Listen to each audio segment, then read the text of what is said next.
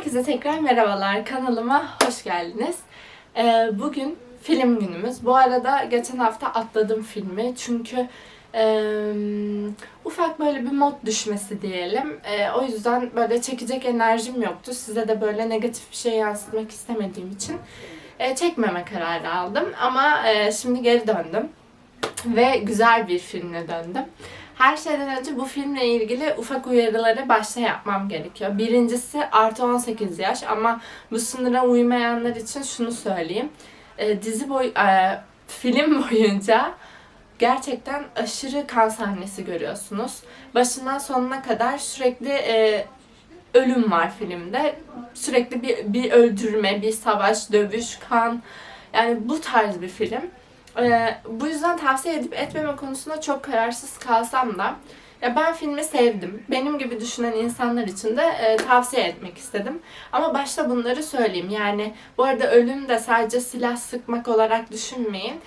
Cidden hani çok kanlı ve şiddet içeren bir film. O yüzden baştan uyarılarımı yapmak istiyorum. Eğer sizi çekmiyorsa hiç bakmayın ya da yani kan falan tutuyorsa. Beni de tutuyor bu arada ama ben filmlerde izleyebiliyorum. Neyse çok uzatmadan filmimize geçeyim. Filmimiz çok yeni bir yapım. 2022 yapımı bir film ve zaten yeni vizyona girdi. Sayılır. Çok da yeni değil ama hemen hemen öyle. Project Wolf Hunting adlı bir film. Şimdi bu ad şuradan geliyor. Konusuna geçeceğim. Kadrosu çok geniş arkadaşlar. O yüzden böyle tek tek sayamam burada ama böyle benim için bir isim. O isim de benim çok kıymet verdiğim bir isim bu arada. Oyuncu olarak yani top zirve oyuncum benim. O yüzden aslında ben onun için filmi izlemiştim. Çünkü canlandırdığı karakteri çok merak etmiştim. Neyse bunu yorum kısmında daha çok konuşmak istiyorum. Konusu şu arkadaşlar. Kore'nin azınlı suçluları kaçmış yani ülke dışındalar. Onların ülkeye geri iadesiyle ilgili anlaşma yapılıyor ve Project Wolf Hunting denmesinin sebebi bu. Onların Kore'ye geri getirilmesinin adını bu şekilde geçirmişler. Ve onların bir gemi yani bir sürü azınlı suçlu düşünün ama hani yani böyle nasıl diyelim FBI arıyor onları gibi düşünün. Cidden azınlı suçlular ve o yüzden de onların taşınması ve ülkeye gelmesi de ayrı bir problem. Bir gemi aracılığıyla bunu yapmaya karar veriyorlar. Büyük bir polis ekibiyle beraber suçlularımız gemiye biniyor ve yolculuklarını göreceksiniz bu sırada. Benim çok kıymet verdiğim dediğim oyuncu Seo In-guk'tur bu arada ve benim gerçekten aşırı sevdiğim bir oyuncu. Hem karakter olarak kendi karakteri çok güzel olan, hem çok yakışıklı hem mütevazi hem karakter skalası geniş olan bir oyuncu bence. O yüzden de ben çok seviyorum. Burada inanılmaz ama çok vahşi bir insan. Yani çok ağır suçlar işlemiş, psikopat diyebileceğimiz bir insanı canlandırıyor. Benim için başrol o. Çünkü ekibin başı o, lideri o. Ekipten kastımı anlayacaksınız yani filmi izleyince. Çok o konuda da spoiler vermek istemem size. Böyle bir film yani oldukça bu arada 2 saat 2 saat civarı bir film. Uzun gibi görüyor ama uzun değil. Bu arada sadece bu değil. Top secret dosyalar olur ya. Tam anlamıyla öyle bir dosya da dahil bu filmin içine. Fakat yani şunu söyleyeyim. Filmimizde olmayan şey yok.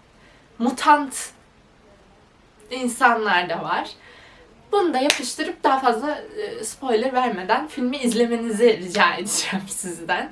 Ama dediğim gibi uyarılarımı lütfen göz ardı etmeyin. Çünkü tutuyor olabilir. Bu tarz içerikler vahşi geliyor olabilir. Hani ben uyarımı yapayım. Sonrasında yorum kısmına geçiyorum şimdi. Yorum kısmında beni şaşırtan, dediğim gibi ben SEO yani Seo In-guk'u çok uzun süredir takip etmekteyim. Böyle bir karakter çok sürpriz oldu. Kendisinin verdiği röportajları ben takip ediyordum zaten. Komple dövmeler içinde bir karakter düşünün. Hatta dövmeyle ilgili alerjik sorunları olmuş çekimde falan filan, böyle detaylarına hakimim filmin. Konusu için yani nasıl diyeyim, izlemek için ölüp bittim. Uzun sürede zaten ulaşamadım filme falan böyle. Sonra ulaştım derken wow, yani şok. Çok beklediğimden çok daha kanlı, vahşi bir filmdi. O kulak sahnesi hala gözümde, yani oyunculuk,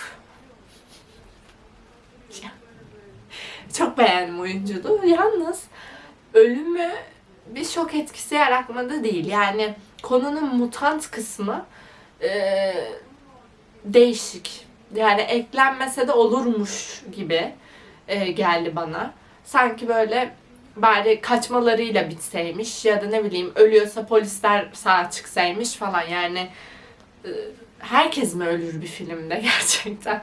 Ya o mutantın girdikten sonrası sahnesi, yani yaklaşık 2-3 dakika içinde neredeyse 15-20 kişi öldü. Ah, kalbim, yani ölümleri de korkunç. Yani adam bir yapıştırıyor, kafası dağılıyor falan böyle, yani bilemedim onu. Mutant enteresan bir konu olmuş tabii ama yani izlettirdi mi? Çok net izlettirdi bu arada. Ve hızlı da geçti zaman. Hani o anlamda bir şey diyemeyeceğim. Oyuncu kadrosu, çoğu karakterimiz çok yakışıklıydı bu arada. Onun dışında polislerimiz sanki biraz saf mı? Yani bilemedim. O kısım, bir soru işaretim var filmle ilgili. Mutfak bölümüne bu kadar özen gösterilen bir operasyonda insanların geçmişini, kim olduğunu araştırmadan insan mı alıyor polis diye bir düşündüm. Yani nasıl bağlantıyı bulamazsın? Nasıl yani falan. O konuda biraz soru işaretlerim var işin aslı. Sanki böyle bilinçli, yani polisler çok saf gösterilmiş. Yani onu söyleyebilirim eleştiri olarak. Onun dışında mükemmel bir filmdi bence. Gayet de güzeldi.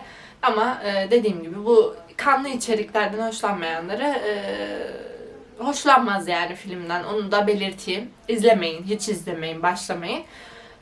Çok kan var çünkü. Gerçekten. Ben ki izlerim. Bazı sahnelerde şöyle oldum. Hani böyle, yani gerçi izliyordum da hani falan, ne oluyor falan. Bu kadar da değil falan diye. Ama yani oyunculuk yani anladınız siz beni. Evet, çok da uzatmayayım. Bu şekilde film önerimle geldim. Umarım seversiniz filmi. Arada bir böyle şeyler izlemek de güzel olur bence. Vahşi bulmayın. Yani bulun ya da evet, bulabilirsiniz öyle çünkü. Evet, bu şekilde arkadaşlar. Uzun lafın kısası. O zaman pazar gününe kadar kendinize iyi bakın. Hoşça kalın.